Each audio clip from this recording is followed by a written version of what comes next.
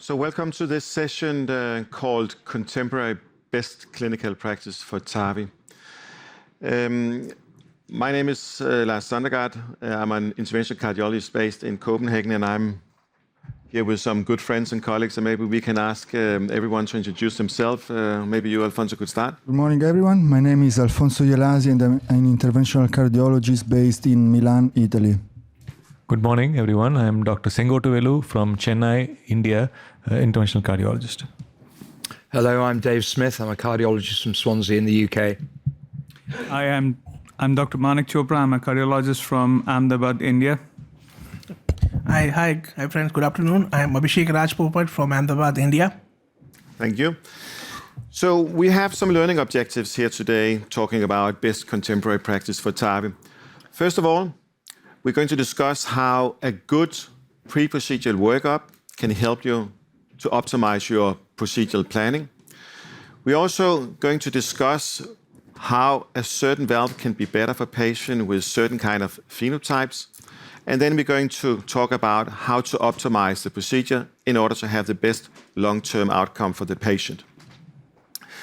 We want the session to be as interactive as possible, so please use your PCR React on your app. Dave here can see your questions. Or if you have any questions, you're also welcome just to step to the microphone to try to interact as much as possible. You're going to see that we're going to spend most of the time to discuss this patient. We're not going to give lectures, so it's going to be a very interactive discussion, like it would be in a heart team, having the patient in front of them and try to plan the best procedure for the patient. So the patient we're going to discuss is a relatively young patient, at least according to the European standard, 60-year-old female. She got a normal body size, I would say. Notice that her body surface area is 1.75 square meter. She got a history of arterial hypertension, hypercholesterolemia. She got diabetes type 2, atrial fibrillation, and she was presenting with increasing shortness of breath. She's now in function class 3 and also had one episode of syncope during exercise. And the referring site diagnosed her to have severe aortic stenosis, and that's why she was referred. And that was confirmed on echocardiography. You can see she have a tight aortic stenosis. Opening area is only 0.5 square centimeter with high gradient, peak 99, and mean 65 millimeter mercury. LV got impaired function. Ejection fraction is 35%, and it's also hypertrophic. She got atrial fibrillation, and actually she also had in the past a VVI pacemaker. She had a coronary angiography. There was no significant stenosis, but remember, she had diabetes, she had hypertension, also hypercholesterolemia. So that needs to be taken into account that these coronary should be able to access later on. Her lab findings was unremarkable. And of course, she had a CT scan, and you can see, looking here at the perimeter-derived diameter is 21.5 millimeter. So that's a relatively small aortic annulus. We often say if it's 23 or less, it's a small aortic annulus. Of course, you have to relate it to the patient's size. This patient was not a small lady, but body surface area was 1.75 square meter. LVUT had approximately the same size. There was no calcification in the annulus. And also sinus valsalva was relatively wide, 25, 26, and 27 millimeter. ST junction, 21 millimeter, here times 21, with some calcification. And also here, if you can see that it's a tricuspid aortic valve, and it got, I would say, at least moderate to severe calcification of all three leaflets, quite symmetrical distributed. Coronary height take-up was okay, right 13.5 and left 14.8 millimeter above the aortic annulus. The aorta was not particularly vertical, it was a little bit horizontal. You see the angulation here is 62 degrees. We often say 7 degrees is the threshold for when we call it horizontal. So even though it's not horizontal, it's on the way to it. We identify on the CT scan two important views. There's the tricusp coplanar view, which in this case, as you can see here, is LAO16 caudal 5 degrees. And also what most sites nowadays will use for valve implantation, the right-left cusp overlap view, which is in this case a doable angulation, REO only 2 degrees, and caudal 34 degrees. Of course, we look at the access vessel, first starting here with the aortic arch. It's no acute angulation. We see there's normal take-up of the three neck vessels. And also the access vessel was okay. A little bit of calcium, not too tortuous, but otherwise good size. So that should not be an issue for vascular access here as a transfemoral access. So maybe we can start here. What do you think of this patient? If we start with you, Alfonso, I can go to the widescreen when we say. So it's a young patient.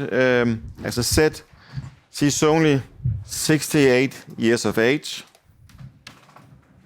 Well, looking at the patient characteristics, we should consider in order to direct our decision in terms of surgical aortic valve replacement versus transcatheter aortic valve replacement to the age, I would say to the comorbidities and to the anatomical features at the level of the access and of the valve. So the patient is relatively young, as you said, at least for European standards. So the first idea, the first thought would be to send her to the surgeon.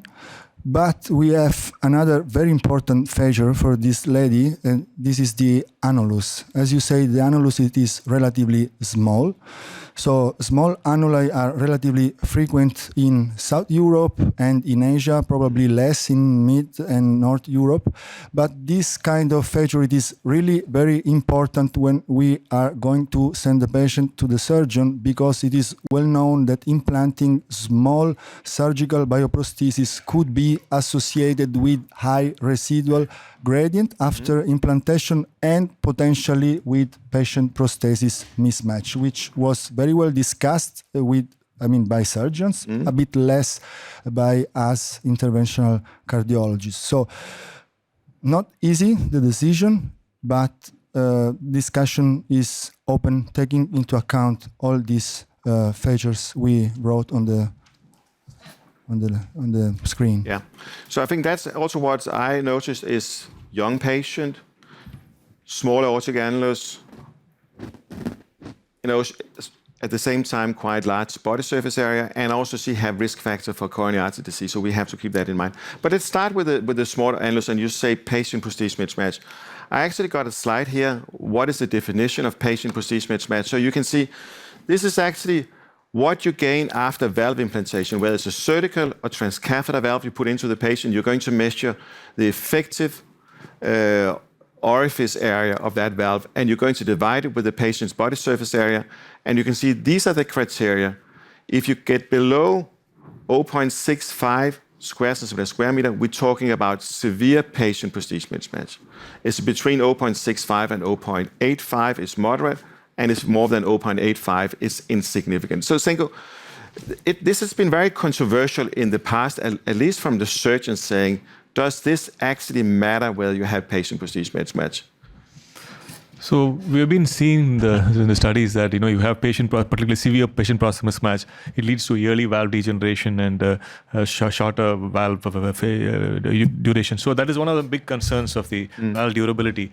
So and for a patient like this, in a young patient, you have to have, if you look at the Garland's formula, if you have effective orifice area of about 2, then as cardiac output increases, then the gradient will not increase. But if in a patient, elderly patient, the age where even exercise will increase the gradient, and this will lead to more symptoms, particularly in a patient who have to do some hard exercises. Yeah. So you're going to have an increased residual gradient afterwards. You're going to have less remodeling of the left ventricle, less regression of the hypertrophy. And as you said, despite it was discussed for a long time whether it actually would affect the outcome for the patient, you can see here that the risk of early valve failure is increased if you have it. It's almost twice as high that if you can avoid to have patient prosthesis mismatch. And also, if you look at the patient's survival, the risk of cardiac mortality is about 1/3 increased if you have moderate. And if you have severe patient prosthesis mismatch, it's a 6-fold increase in cardiac mortality. So again, it will affect the patient's outcome. It will also affect the patient's symptoms, quality of life, and so on. So it is very important to avoid patient-procedure mismatch. And as I said before, Dave, in the past, surgeons was a little bit skeptic about whether this actually have an impact. I think everyone nowadays appreciate it's something we should avoid. And let's say this patient is 68 years of age. She could, of course, go for surgery. What would you advise your surgeons to do if he or she took it to the OR? Of course, what I advise them to do and what they will do might be two different things. Clearly, in a small annulus, we would like a root enlargement. That's right. Sadly, in my centre, and I suspect in many centres, the rate of root enlargement is virtually never. So clearly... And why is that? Why? I mean, surgeons know that these patients are at risk when you put particularly a surgical valve in because you have your suturing. Yeah. So why don't they do the root enlargement? A very good question. I mean, clearly it adds a risk to the procedure. We clearly in our heart team meetings will have a discussion about, yes, we'll enlarge the root, but when we find out what operation was actually performed, it does not include root replacement. And I think that's common across many centres in many countries. And I suspect the reason for that is the perceived risk, and that they know that for patients undergoing TAVI, we have a low-risk procedure in these days, and therefore in a surgical aortic valve replacement plus root enlargement, perhaps there's a fear of increasing the risk of the procedure, certainly compared against a low-risk TAVI procedure. Yeah. So I think that's also, I mean, I'm not a surgeon. If there's any surgeons in the room, please feel free and come and give a comment on this. But again, it's all about to try to put a patch from the sinus valve across the annulus into the LVOT, thereby to be able to get a bigger valve in and thereby a larger opening area and a smaller risk of patient-procedure mismatch. And there's been concern that it's going to increase the risk of the procedure, it's going to prolong the time of the procedure. But if you talk with surgeons who are doing this as a routine, they say it's very little added risk, very little added time to the procedure. But as I said, it's less than 1% of the patient undergoing surgical aortic valve replacement who have root enlargement. I heard yesterday that in the US, in the STS database, it's 2.5%. So it's certainly something surgeons are not using. Manik, if you want the surgeons to do root enlargement, the surgeon needs to know before he or she go into the OR that this is a patient at risk for patient-procedure mismatch. This patient had a CT scan as a routine, and in our institution, we are doing CT scan in all patients referred for aortic valve replacement, whether it's surgical or transcatheter. How is it in your institution? Is it something you do, or will the surgeon be will not be aware about this before the chest is open? Yeah. So before I went back home, the practice was probably the annulus was decided on echo, and most of the times we all find that the surgical valves were undersized. But off late, we have started doing CT scan for most of the patients who come for aortic valve replacement, so that we can find this subgroup of small annuli.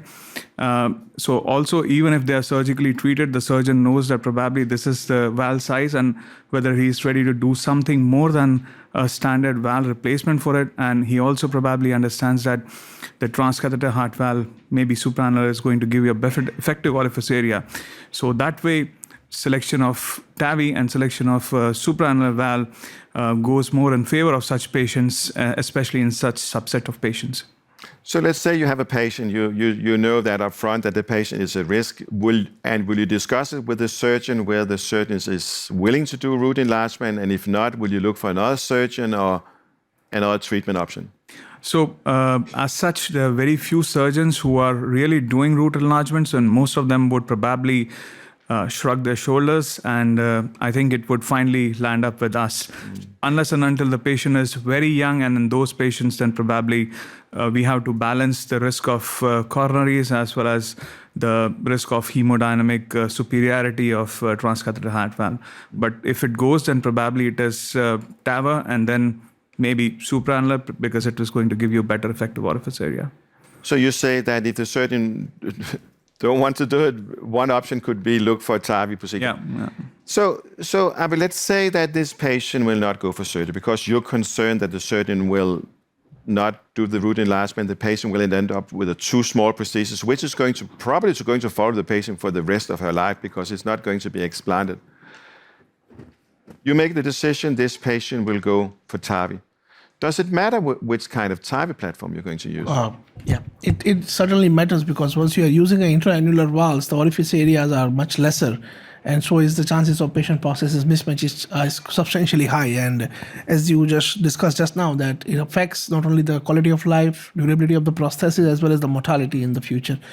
So if anywhere we have a smaller annulus, our inclination is quite high towards using a self-expanding supraannular platform in such patients. So again, I mean, I don't know, is this something everyone is aware of, Alfonso, that there are differences between these platforms? This is just one study showing that in patient, particularly at-risk patient with smaller aortic annuli, as I said before, 23 millimeter or less, using balloon expandable valve or self-expanding valve is going to give you a different rate of ppm. Is that common knowledge?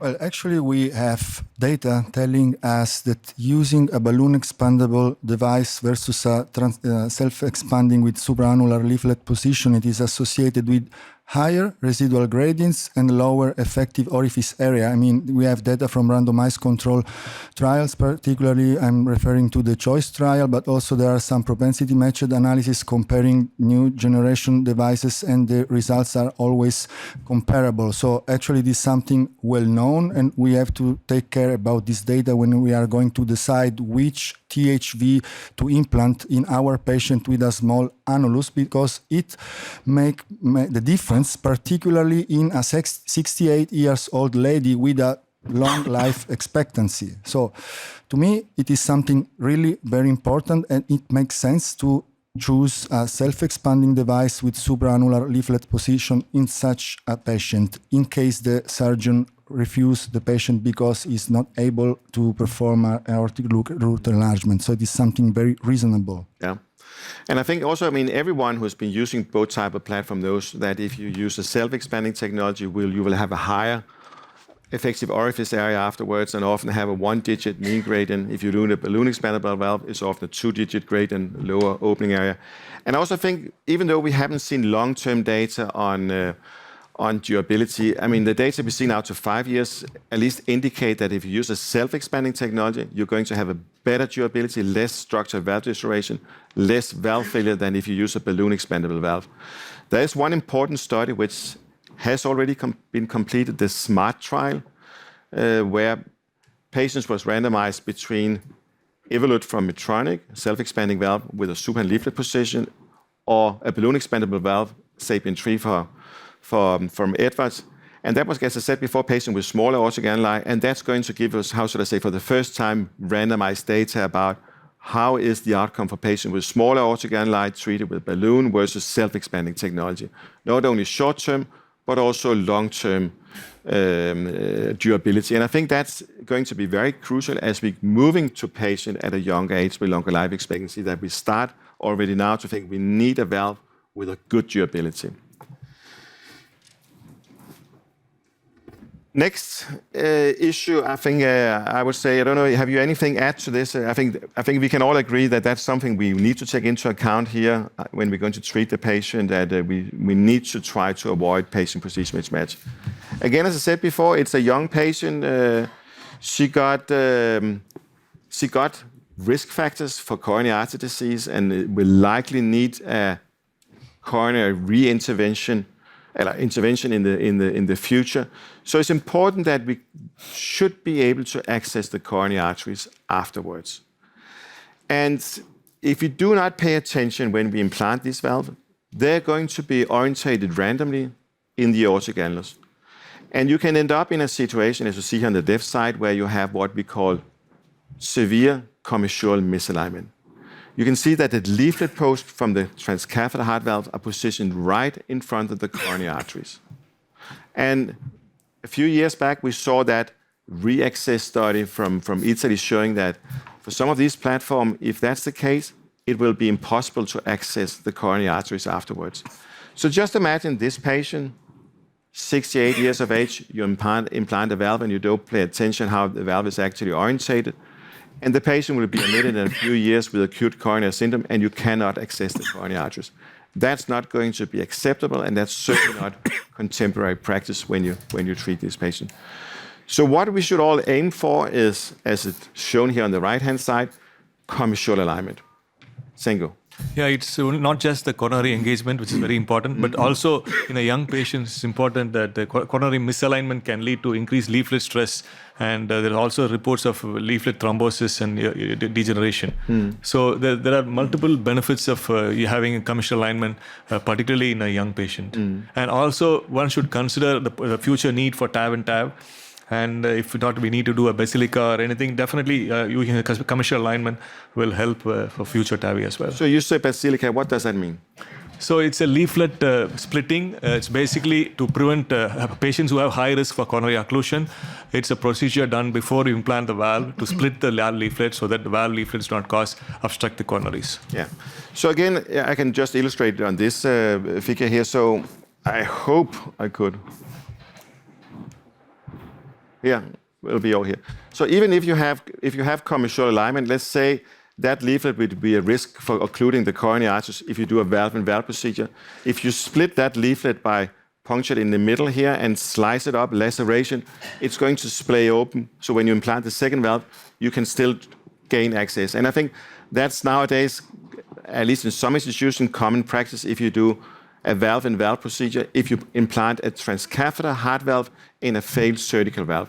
But everyone is talking about what if patients treating with TAVI first time is coming back for a TAV-in-TAV, will that also be an option?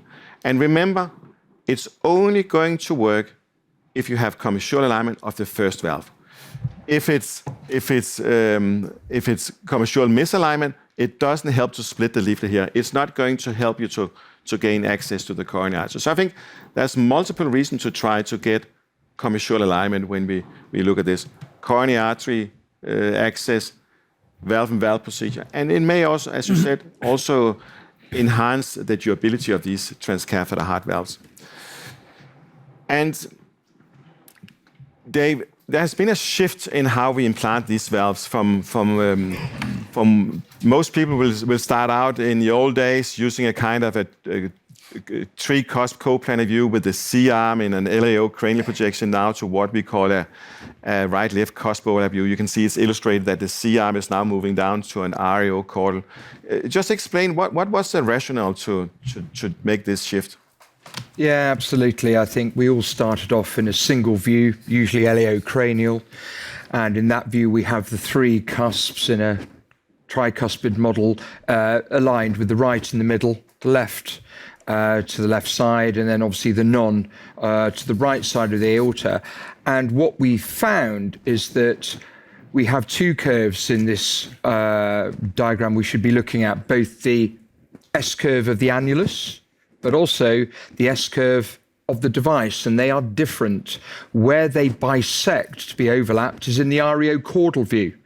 And so the ability to place a valve in two views means that we can get better approximation of depth on the non-coronary cusp in an REO-caudal or right-left cusp overlap view, and in our LEO cranial view or our coplanar view, it means we get better assessment of the left cusp depth of our device.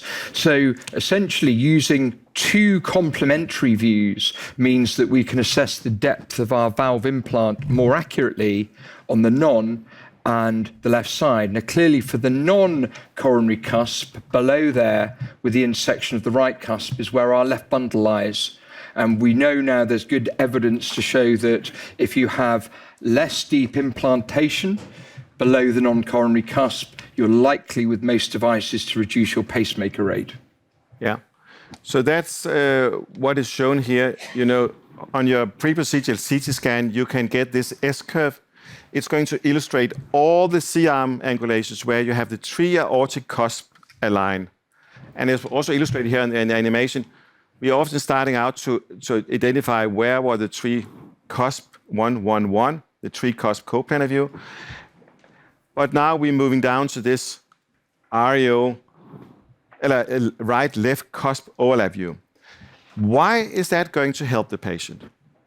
It's because this is just one S-curve, but you can have a second S-curve. And let's see if we can get a different color here.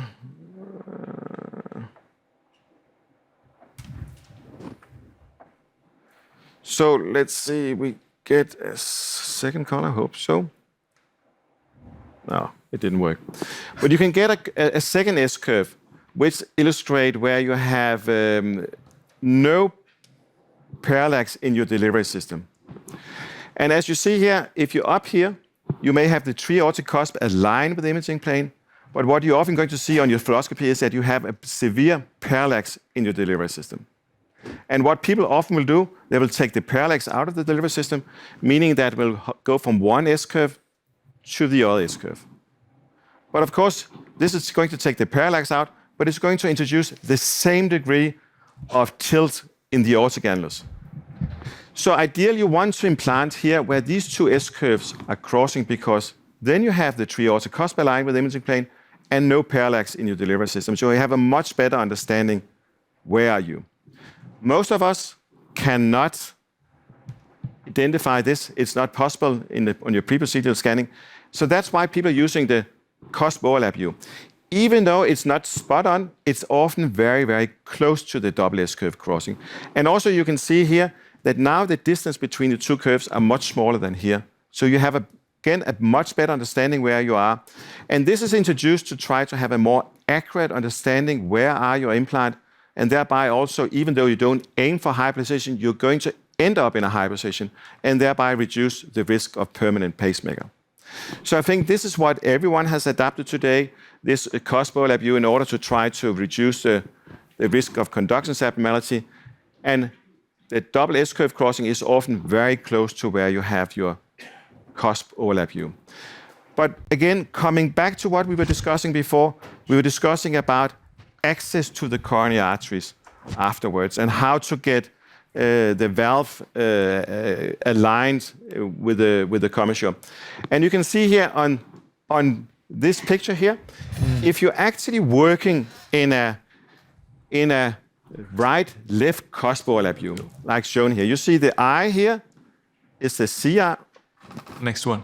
Slides, please. The eye here is the C-arm. The right and the left cusp are overlapping. That's what this is illustrating. When you do that, you know that the commissure between the right and the left cusp is pointing to the right of your fluoroscreen. Does that make sense? In this view, you're going to have the commissure between those two cusps on the right of your fluoroscreen. I'm going to use my finger instead of. You see the commissure is here, it's on the right of the screen.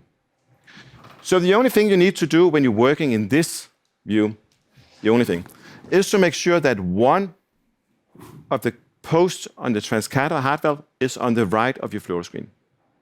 The two others should be overlapping on the left-hand side when you're looking at your fluoroscreen. So if you have a system where you can identify where the post is located and you can torque it, when you are across the aortic arch, just at the annulus level, you're going to identify where are the leaflet posts. If not in position, you're going to do some torquing on the system until you see one on the right-hand side and the two other is going to overlap on the left-hand side. That's going to ensure you patient-specific commissural alignment. You all know about how to orientate the delivery system when you introduce it in the groin, but that's not going to help you for every patient, because patients are different, how tortuous the anatomy is, what is the angulation of the aortic arch, how is the aortic annulus orientated in the chest of the patients. But this is how I think everyone is going to move forward. All companies who are producing these heart valves are going to make these leaflet posts very easy to see on fluoroscopy and also be able to torque the system if you don't have commissural alignment, so you actually get it for each individual patient. Or what, David? Is that common practice many places if it's possible? It's not all platform, which is not all places. Yet, because it's something we started to discuss just a few years back. Yeah, it's gaining increasing prominence, but I would say it's not standard in every cath lab. But I think clearly the need to move to the mindset of treating patients for their lifetime, reducing the likelihood of conduction disease, improving access to coronary arteries, we need to be placing these valves accurately, not just for a single procedure, but in this lady's case, she's 68. We have to be planning for her lifetime of a potential repeat valving procedure. Manik, there's also, as we discussed, the design is different from valve to valve, and not all valve coronary arteries is not always where you believe they are. And I think that's because we as a cardiologist never see a coronary artery. But if you ask a surgeon, the surgeon will tell you that the coronary is not always taking off in the middle of the cusp. I'm just going again. I think it's easier to if I might just use my finger in the pointer. So here you see one cusp. And what you would expect is that the coronary artery is taking off in the middle of the cusp.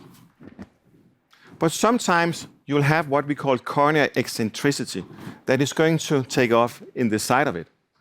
And it's particularly common for the right coronary artery. It's not going to take off in the middle, but it's often going to take off here close to where you have the non-coronary cusp. So you have coronary ostial eccentricity. And if you look at patients with tricuspid aortic valve, it's about 3% of the patient who got this coronary ostial eccentricity. And if you go to bicuspid aortic valve, it's 7%. But you can see that if you have a close look at your CT scan before the procedure, you know exactly is the coronary taking off in the middle or in the right.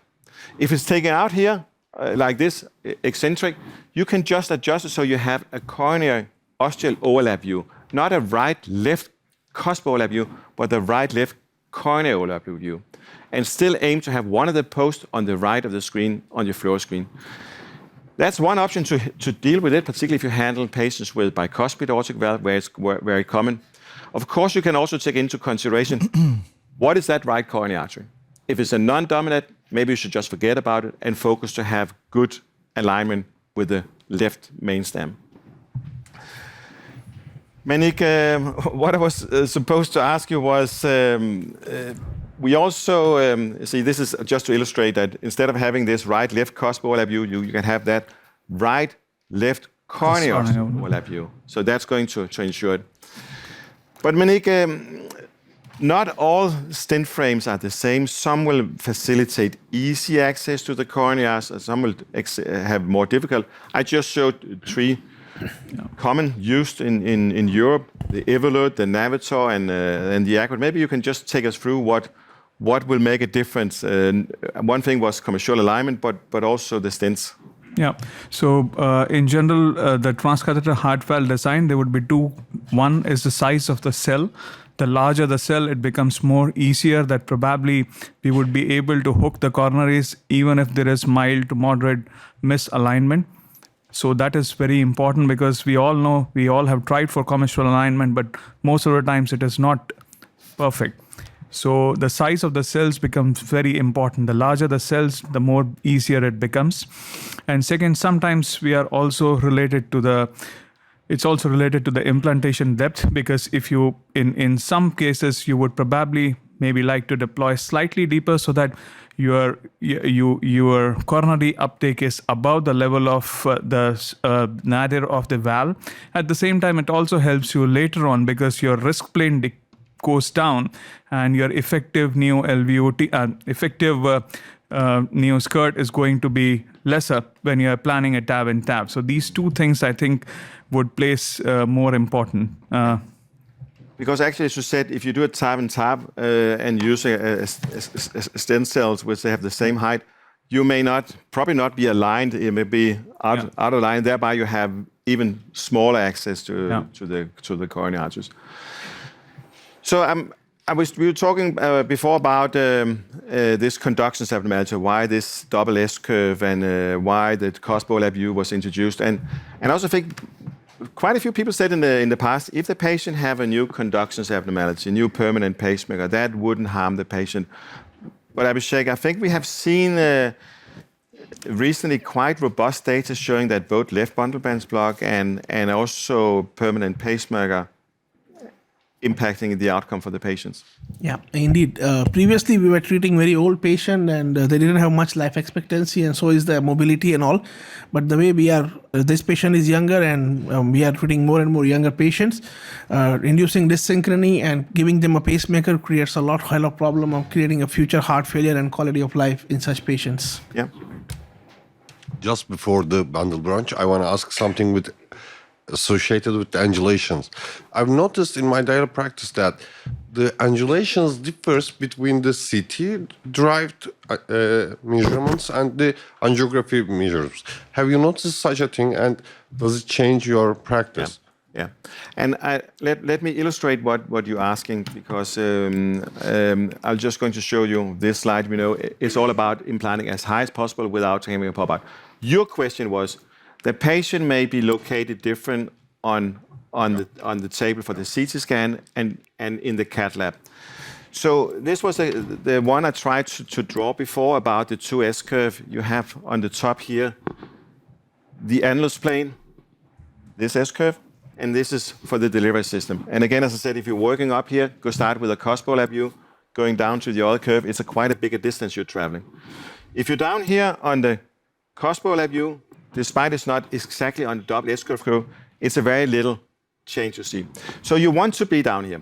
So what you do, you identify your cospo lab view on your CT scan, patients in the cath lab, you go with your C-arm projection in what you predicted from your CT scan, and if you see any parallax, you're going to take the parallax out, because then you know you are on one of the curves. Yeah. Because potentially it could be down here, but you want to be as close as both. So even though the patient is located a little bit different on the CT scan, for CT scan in the cath lab, just make sure, go to the cospo lab view, take the parallax out, and you know you are on one of the curves. Okay. Does that explain it? Yes, that was the exact question. Okay. So let's move on to what we actually should do for this patient here. And we're going to show the case in a minute here. So what was decided here was to do a TAVI procedure. The patient actually also favored TAVI, despite we said surgery may be a better options for her, despite it could be hard to find a surgeon who was willing to do root enlargement. So going for TAVI, in this case in local anesthesia, there's no anesthetic team in the room, no sedation, the patient is fully awake. She was, because of her age, was offered to have cerebral embolic protection using the Sentinel device, right femoral access, perclose with ProStyle, 14 French introducer sheet came in first, and then there was a pre-dilatation with an 18mm balloon. 18 is matching the minor axis of the aortic annulus. So it's not too aggressive looking at the aortic annulus, just take the minor axis. That's going to be a safe pre-dilatation and often also sufficient. And then use the Hydra 26 valve. I'm going to show you here in a minute how it looks like, but it got an integrated sheet, so when you're ready to put this delivery system in, you remove the 14 French sheet and go in with the integrated sheet. And Alfonso, maybe I can ask you to describe this relative novel platform, Hydra valve. Well, this is a newborn transcatheter heart valve. It is available in Italy at least since January 2022. It is, as you can see, a self-expanding device with supraannular leaflet position. The cell frame are very large, around 15 French. So actually, it is this valve has the largest size of the frame. And it is available in three sizes, 22, 26 and 30 millimeter, and you can use this valve in patients with perimeter ranging between 53 and 85 millimeter. The main characteristics, at least in my opinion, it is the flexibility, the high flexibility of the delivery system, which allow the operator to better orientate the valve in particularly angulated aortic angles. The delivery system, the new delivery system has a two steps, I would say, release. So there is this blue knob which can be rotated clockwise, counterclockwise, in order to start the deployment of the valve. While at the end you have this active system which allow the operator to finally release the three antennae at the outflow of the valve. As you said before, there is an inline sheet, 14 French compatible for valves 22 and 26 millimeter, 5 French compatible with for the 30 millimeter Hydra. Yeah, and actually I just want to just highlight what you just say, Alfonso. That black knob here, which is an active release mechanism. So, you know, often you have to get these taps or tentacles off the delivery system. For some system it can be difficult. But here there's actually an active one. You just rotate that black knob here counterclockwise, and those hooks which are holding will just disappear and it will be released. I think that's something we haven't seen with any other devices. So Sengo, I think this, well, at least was to our opinion, was a good choice for this patient at risk for patient-prestige mismatch, to make sure we could access the coronary arteries in the future and so on. Or what will your comment be? No, absolutely. I think considering that this patient is young and need for coronary engagement later, I think this valve has the features of everything. We can have coronary engagement because of wide struts. We can easily engage the coronaries, as well as a supraannular valve, and we can expect a much better gradient with long-term benefits. Yeah. Any comments from you, guys? I would agree. Probably it's a supraannular valve, so we are mainly looking at durability in such a young patient. So supraannular valve, this valve also has less pacemaker rates, so we are also concerned regarding the pacemaker in such young patients.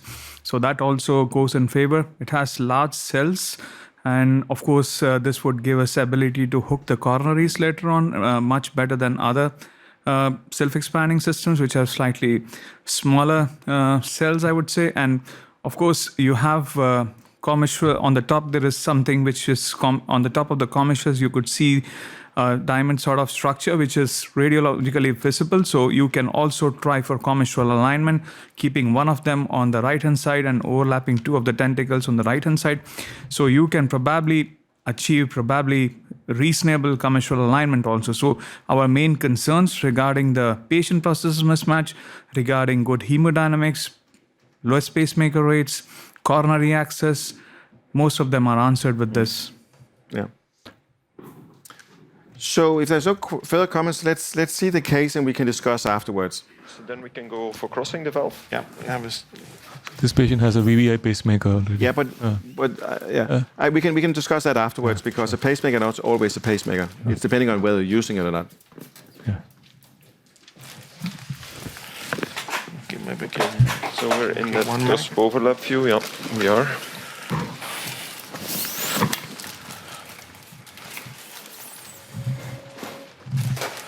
So we're crossing here in the cusp overlap view.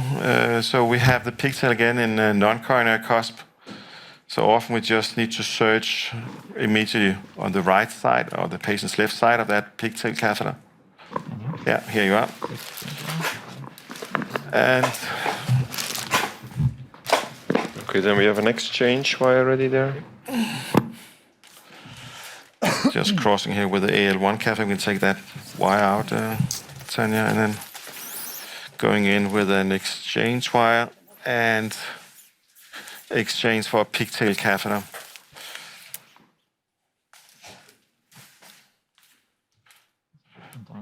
Yeah, we'll do it later. Yeah, okay, this falls nicely there, yeah.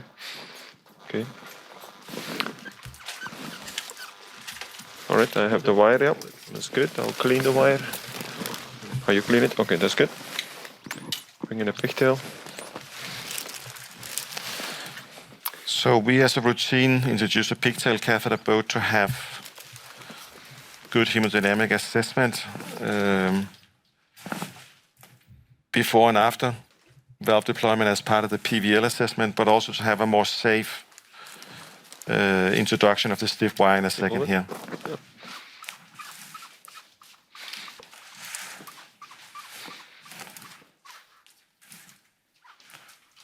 Yeah, that's nice. Hemodynamics.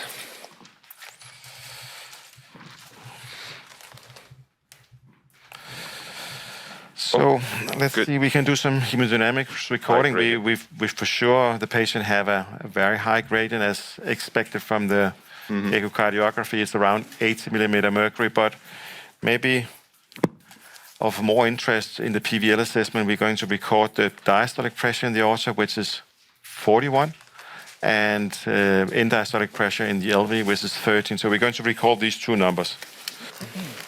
So ready for the stiff wire, yes? Yeah. No. Okay. Okay, maybe make one out.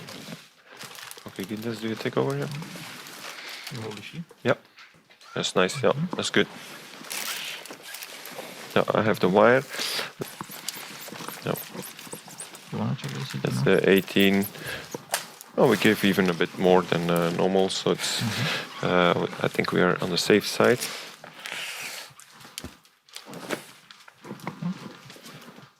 This is an 18 millimeter balloon. Yep. Okay. So we're going to do LV pacing as most sites are doing. Just explain how we're doing it. Yeah, so this is that venous sheet of 5 French sheet, and we just introduced the small short wire that comes in the kit of the sheet. That's just introduced, so it has a nice intravascular contact. And there's one of the crocodiles on, and then of course the other end of the crocodile is on the stiff wire, the safari wire. Yeah. So we have one in the venous sheet instead of having it on the needle. Yeah, correct. And that should give better capture and also prevent that we do, that we have that muscle contraction with the patient. Yeah. Yeah. So should we pace 180, Barbara, whenever you're... Pacing on. Yes. Pressure is down. Balloon goes up. Okay. It's not come on. because it's small. Yeah. Stop pacing. Stop pacing. Seem to have free space still, Okay. That was based on the minor axis of the aortic annulus, of course, so we prefer to stay a little bit more conservative there. Yeah. Valve next. Yeah, then we're gonna have to take the sheet out. Maybe just a dilator if you have. Check the Okobat. Okay. All right. Good. Then we take it out. Is that fluoro? Yeah, fluoro live. Bring this one out, and Ole will compress. I compress and I grab the wire. And again, this valve have an integrated sheet, so we don't need the external sheet here. Just have to make sure we don't have oversheet. That's the one check we have. Fine. Yeah, that looks good. Yeah. And I'll give it to you, Ole, and I can do a little bit rotation here. I should try to go in with the... Yeah, it goes super nice in. Yeah. Yeah. And it slides super nice in also. Yeah. All right, that's very good. Good. And we can connect maybe to pressure again. Yeah.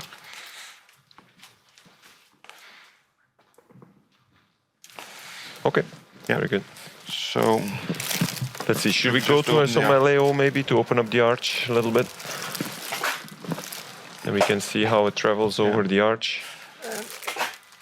So you give a little bit railing here against us as we come over. And you will see it's a very flexible system. I often will take that corner quite easy. Yeah, it goes easy. Even making a kink on the capsule itself, like this. So it's railing. It's very, very forgiving if these kind of anatomies. Yeah, they go smooth. Yeah. And we have some horizontality, you remember from the CT. So I'll go to the cusp overlap now. Yeah. There was some kind of REO2, 34, yeah, like that. Okay, here we are. Maybe go a little bit deeper, see where we take the parallax out. Somebody holds the wire. Yeah, I got the wire. You see now there's no parallax in the system. No, not much. So that's good. So you see there's a nose cone at the end, followed by that radiopack ring at the end of the capsule. First part of the capsule is empty. You have the bottom of the stent frame, and then you have 3 markers.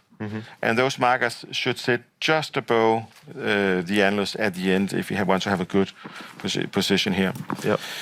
Injector is enabled. So if you're happy, Ole, I will start to rotate here on the blue knob. I'll just go counterclockwise. A little bit lower. Yeah. Yeah, there.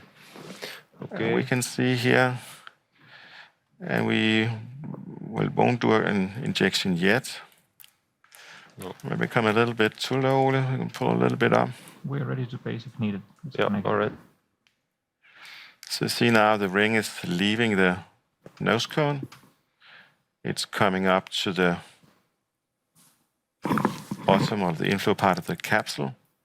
I can go up to the first intersection, and then I little bit think back. we are going to do an injection Like when this. we are here to confirm also where we have the pigtails. So, Yeah, I agree. yeah, Enable.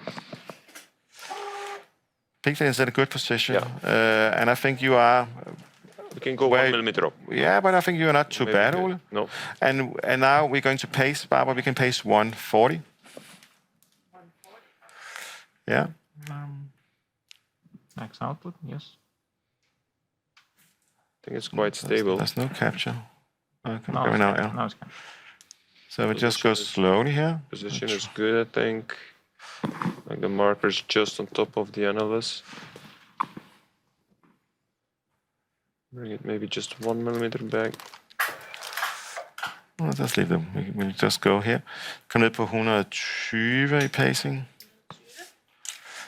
Kom ned på 100. I've been trying to pull gently back during the deployment. Kom af pacing. We Stop can go pacing. to an LAO. Oh, that looks quite nice. So let's see here where we are. Ready for injection? Yeah. That's good. Yeah, I can pull even a bit back centralized, try and then I to think that. I will Yeah, be good. Yeah, try to pull a bit back. I'm quite happy with this. Yeah, like this. So when you pull in the system here, it's going to get high on the non-coronary side. I've pulled quite a bit back on it already. Take my pigtail back, and we're just going to do the release here. Slowly then. Yeah. Pull the wire back, yeah. Yeah. Yeah, and we can continue deploying. Yeah, that's good. So I'm going a hard stop. So we have to see all 3 tentacles are released. We have that Otherwise, we active can mechanism. just take that small blue knob up here, and then we have an active relief mechanism which is going to bring those tabs into the delivery system to make sure it's fully released here. Yeah. So I am at hard stop, so maybe we should just go with your... I'll go over to the area. Yeah. And Check it. confirm. We're not Do we still 100% have sure one? So about we can one. do a little bit rotation, gentle Yeah, I'll do rotation a here. gentle rotation. So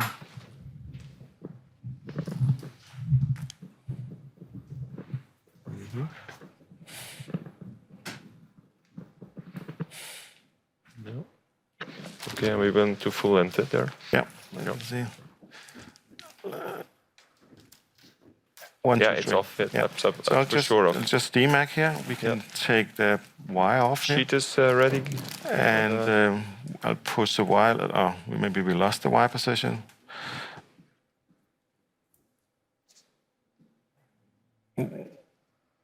Yeah. Wait, I can go forward again Yeah. if you keep it there. I can move. Okay. Yeah. Here now we it's are. good. Yeah. So let's go to the descending aorta. And we're going to close Yeah. the system, just doing the opposite. We're just going clockwise here on the blue knob and make sure that the nose cone is coming down to us and not the system going up to the capsule is going up to the nose cone. So to try to minimize the risk of vascular complication during this phase. Sheet is ready. Yeah. Yeah. Yeah, and now it's closed. That's The nose fine. cone is in. Okay. Yeah, that's good. We can come out. Yeah, okay, that's nice. Let's get the sheet in then.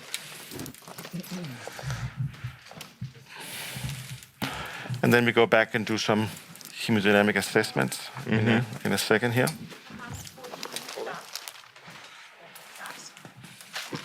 Goes easier. Yeah, it goes easy. Yeah. Okay.